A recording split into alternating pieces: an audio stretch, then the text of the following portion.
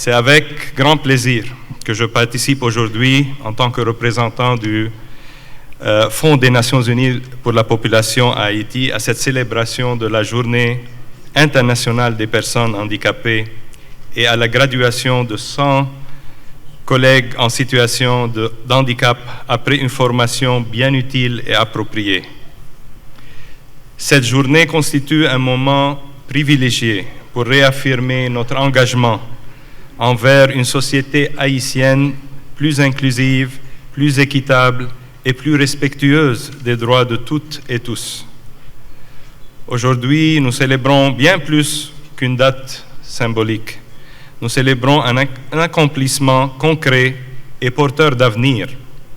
La graduation de 100 personnes handicapées ayant complété une formation en massothérapie, en techniques de réhabilitation et de prévention de violences basées sur le genre. Je tiens à féliciter chaleureusement chaque diplômé pour sa détermination, sa persévérance et son engagement. Permettez-moi de mettre l'accent sur l'importance de la formation en prévention des VBG au sein de ce programme. Les personnes handicapées, souvent exposées à des situations de vulnérabilité, gagnent à travers cette formation une meilleure connaissance de leurs droits et des mécanismes essentiels de protection. Elles apprennent à reconnaître les différentes formes de violence et à se protéger et à rechercher de l'aide le cas échéant. Le thème de cette année, favoriser des sociétés inclusives pour les personnes handicapées afin de faire progresser le progrès social, est un appel à l'action. Il nous invite à reconnaître et à valoriser les capacités, les talents et le potentiel des personnes en situation de handicap, tout en garantissant la pleine jouissance de leurs droits inaliénables et indivisibles, et le plein exercice de leur rôle afin que tous contribuent à faire progresser le social. Quelques chiffres. 16% de la population haïtienne vit avec un handicap selon les dernières données de l'OMS. Selon l'enquête EMUS 2016-2017, on a deux éléments qui attirent notre attention. Le premier, c'est le déficit d'éducation. Alors que le taux d'alphabétisation globale en Haïti est à 62%, on a moins de 30% des personnes avec handicap capables de lire et d'écrire. Cet écart de plus de 30% de points marque un accès limité ou encore des barrières importantes à l'éducation de base de ce groupe de la population. Deuxième élément, l'insécurité économique. Le taux dérisoire de 3,8% des bénéficiaires d'allocations et de 2,6% d'employés salariés souligne une grande vulnérabilité économique et un manque de filets de sécurité sociale et d'opportunités d'emploi de ce groupe de population. C'est pour ça, permettez-moi encore de féliciter tous les acteurs qui ont contribué à apporter ces 100 nouveaux lauréats dans le monde du travail pour au moins apporter leur pierre à l'édifice. Tout cela, c'est dans un contexte multidimensionnaire de crise, y compris humanitaire, où, comme vous le savez, on compte aujourd'hui 1,4 million de personnes déplacées internes. Au-delà de ces chiffres, ce sont des personnes, des femmes, des hommes, mais aussi des enfants. Cet événement qui nous rassemble aujourd'hui ne fait pas de distinction. Il n'a pas de limite. Il nous est un devoir de nous impliquer tous en tant qu'humains sans tenir compte de notre différenciation sociale. L'handicap en tant que tel est un phénomène qui s'étend à travers le monde et par conséquent, personne n'en est exempt. Au sein de la police nationale d'Haïti, il a été pourvu une structure technique et sociale chargée de la promotion du bien-être du personnel policier, dont le sigle est SBE-PNH, un service consacré par l'action 78 du plan stratégique de développement de la PNH 2017-2021. Aujourd'hui, Haïti s'est joint au monde entier pour célébrer la Journée internationale des personnes handicapées. Cette journée est instaurée par les Nations Unies pour rappeler la dignité, les droits et potentiels de 15% des 8 milliards de la population planétaire. Cette journée est aussi un rendez-vous annuel pour réfléchir, évaluer nos progrès en faveur des personnes handicapées.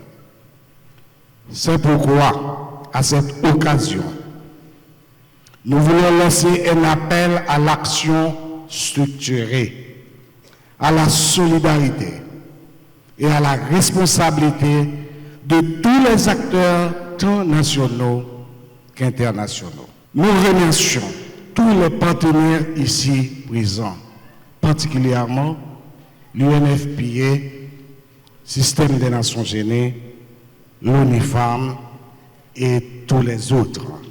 Nous les invitons encore une fois à rejoindre le gouvernement haïtien par l'intermédiaire du BCF autour du thème compter et enregistrer pour une meilleure inclusion et un progrès social plus durable. Tel est le thème de cette année retenu par l'État haïtien. Compter et enregistrer pour une meilleure inclusion et un progrès social plus durable. Permettez-moi, mesdames et messieurs, de vous faire un état de nos avancées avec le plan de relance de l'année dernière. Grâce au soutien du gouvernement, nous avons ouvert 3 nouveaux bureaux pour prendre en charge chaque personne handicapée dans les départements du Nord-Est, du Nord-Ouest et des NIP. Autrement dit, nous sommes présents dans les 10 départements du pays. Aujourd'hui, nous sommes fiers de dire, pour la première fois depuis sa création, le BCF dispose d'un réseau territorial opérationnel. Nous sommes capables désormais d'assurer un accompagnement constant des citoyens vivant avec un handicap dans les zones les plus éloignées. Mesdames et messieurs, permettez-nous de vous informer qu'au niveau du bureau central, nous avons traduit en écriture braille l'essentiel du cadre légal portant sur l'organisation et le fonctionnement du BCF. Loi du 13 mars 2012 portant sur l'intégration des personnes vivant avec handicap, loi du 3 juillet 2018 portant sur l'accessibilité universelle des normes bâties et la Convention relative aux droits des personnes handicapées sont désormais disponibles en écriture braille. Et très bientôt, tous les actes d'état civil seront transcrits en écriture braille. Aujourd'hui, 3 décembre, Haïti rejoint le reste du monde pour célébrer la Journée internationale des personnes handicapées. Cette journée est un rappel puissant par rapport à notre devoir collectif envers l'inclusion, l'égalité, la dignité humaine et le droit pour chacun, chacune de participer pleinement à la vie sociale, culturelle, économique et politique de la nation. Honorer les écrivains, poètes, conteurs et artistes vivant avec un handicap, c'est affirmer que la création n'a pas de barrière et que la culture s'enrichit de toutes les voies. Inclusion, égalité, dignité. En cette journée internationale des personnes handicapées, Haïti affirme que la culture n'a pas de barrière et que les droits des femmes et des filles en situation de handicap doivent être respectés, protégés sans compromis. L'inclusion n'est pas seulement une exigence éthique et morale, elle constitue un facteur structurel du développement humain, de la cohésion sociale et de la performance du système éducatif haïtien. Le thème retenu cette année souligne l'importance de supprimer les obstacles intersectionnels limitant la participation pleine et entière des personnes vivant avec des handicaps. Cette approche s'appuie à la fois sur les cadres contemporains fondés sur les droits humains et sur les modèles scientifiques du handicap, notamment le modèle interrelationnel et interactionnel et l'approche par les capacités qui considère l'autonomie individuelle comme le produit de l'environnement social, culturel, et aussi les compétences et surtout les opportunités offertes par la société. En tant que première institution sociale de la République, l'école occupe une place importante dans la mise en œuvre des politiques d'intégration sociale. Elle constitue le principal levier de développement des compétences, d'accès à l'autonomie, de participation sociale et d'égalité des chances pour tous les élèves à besoins éducatifs spéciaux ou en situation de handicap. Et cela, qu'ils vivent en milieu urbain, rural ou suburbain. Les engagements du ministère de l'Éducation nationale dans la mise en œuvre d'une stratégie de transformation du système éducatif haïtien, le ministère de l'Éducation nationale et de la formation professionnelle reconnaît que les handicaps, les obstacles identifiés, qu'ils soient physiques, organisationnels, pédagogiques, didactiques ou numériques, découlent d'un modèle de fonctionnement scolaire qui doit être entièrement repensé. La démarche engagée par le ministère à travers la CASAS repose sur 4 principaux directeurs, 4 principaux piliers. D'abord, l'accessibilité universelle, la conception inclusive, troisièmement, le pilotage par les données, et quatrièmement, l'accompagnement global des parcours scolaires des jeunes. Je dis c'est avec un grand plaisir, dans non-gouvernement, nous avons célébré en double occasion. Premièrement, nous avons célébré la Journée mondiale Moun Kap Viv ak Handicap yo.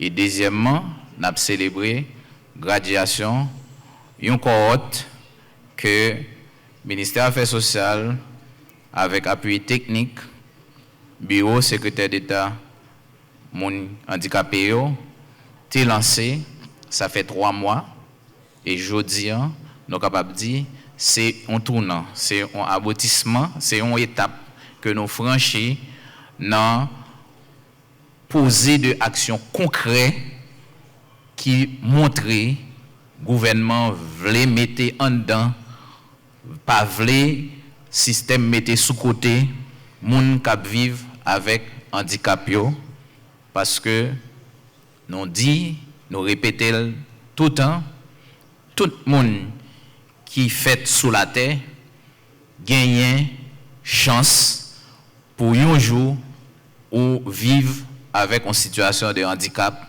Et c'est ça que fait tout le monde qui vit sur la terre gain pour devoir participer dans faciliter les gens qui vivent avec handicap yo vivent bien dans la société sans yo pas sentir yo mettre sous côté.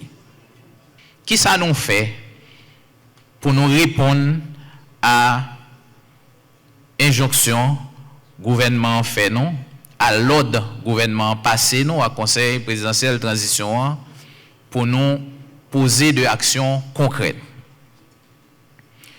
Premier effort que nous avons fait pour nous poser des actions concrètes, c'est effort pour nous réformer l'organisation et le fonctionnement système l'État qui visait, qui est là pour protéger, pour assurer politique protection sociale. Et dans l'effort ça, il y a un paquet législatif qui en cours d'élaboration et là-dedans, la loi organique ministère déjà traité au niveau de la primature et nous arrêté loi toute institution qui est rattachée à ce ministère, tant que BCF, tant que ONA, OFATMA, tant que CAS, tant que LONAT, tant que EPPLS, qui en traitement dans le niveau ministère et qui pas trop longtemps va joindre bureau primature pour faire mise en forme juridique. Et il y a un bagage que nous avons annoncé dans la loi, dans le paquet législatif, c'est que le bureau secrétaire d'État à l'intégration des gens qui vivent avec handicap a tourné un secrétaire d'État. Donc, c'est un effort que le gouvernement a fait pour nous renforcer, pour nous faire renforcement institutionnel, pour nous quitter un plus bon cadre institutionnel demain pour l'État qui a souscrit à l'obligation de service. Deuxième effort que nous faisons pour nous répondre, faire des routes qui exigent le gouvernement, ça, plus bonne priorité à gens qui vivent en situation handicapée. Nous gagnons un programme d'insertion professionnelle qui répond à une exigence politique nationale de protection et de promotion sociale ministère des Affaires sociales a implémenté. Eh bien, nous gagnons un programme de stage professionnel qui inscrit dans le projet d'investissement public payant et nous comptons pour nous annoncer stagiaires parmi nous bral gagner dans mi-temps nous qui bral éligible pour stage professionnel ça dès mois de décembre. Nous travaillons en commun accord avec SE, secrétaire d'État, pour nous montrer pas de différence sur des pieds ou des mains ou leur ouais, leur tendez, etc. Et nous voulons intégrer mon c'est ça que fait dans le ministère de la Santé publique et nous arrivons, nous suivons grâce docteur Alex Hassan, qui a commencé à intégrer monde qui a mobilité réduite. Moi, je travaille déjà à 53. Jodia, je dis secrétaire d'État, lorsque dans le cabinet dans le ministère, deux nouveaux mondes. C'est Vanessa avec Ketura, je prends dans le cabinet même, comme membre cabinet. Ça veut dire que ça va le faire 55 personnes dans le ministère de la Santé publique et nous intégré. D'ailleurs, dans l'hôpital, ils n'ont pas accepté. Alors que, laissez-moi en mobilité réduite, la coûte messagère, plus bien porter le parce que même qui sont des pieds au cap de c'est agent sensibilisateur.